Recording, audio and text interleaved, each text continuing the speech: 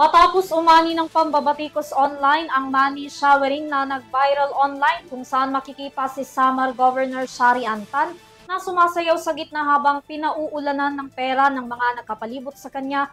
Naglabas na ng opisyal na pahayag ang opisina ng gobernadora at sinabing bahagi ito ng nakaugalian ng tradisyon na tinawag na kuratsa.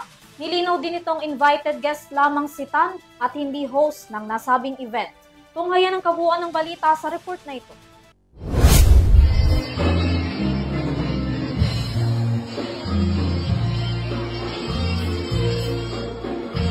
Ilan lang yan sa mga video na kuha sa nasabing event na kumakalat ngayon online. Paglilinaw ni Governor Tan, hindi ito kuha sa isang lavish dinner o selebrasyon para ipakita ang kanilang marangyang pamumuhay o kapangyarihan sa pamahalang panlalawigan. Bagkus, isa raw itong Hermano Nights ng Catbalogan City Fiesta kung saan highlights ang cultural tradition na kuratsa na makikita na ginagawa sa viral video. Tradisyon daw ito na matagal nang nakaugalian at ginugunita ng mga taga Leyte at Samar, gayon din sa malalayong syudad at barangay.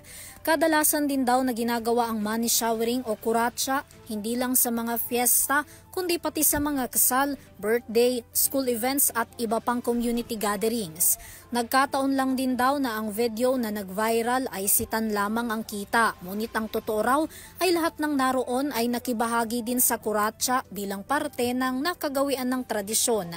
Binigyang diin din sa inilabas na pahayag na lahat ng pera na nakita o nalikom sa naturang selebrasyon ay ibibigay sa St. Bartolome Parish Church, the Diocesan Marian Shrine of Our Lady of the Most Holy Rosary Parish of Ubanon, the Our Lady of Ransom Chapel of Barang Mercedes at Our Lady of Salvation of Canlapuas, habang ang ibang proceed ay mapupunta sa Catbalogan City.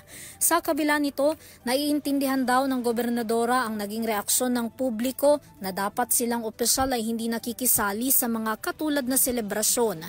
Gayunpaman, ipinakita lamang daw ni Governor Tan ang suporta nito sa Samarnon maging sa tunay na advokasya ng tradisyon na makapagbigay ng tulong sa mga magiging benepisyaryo ng mga nakuhang donasyon mula sa iba't ibang individual.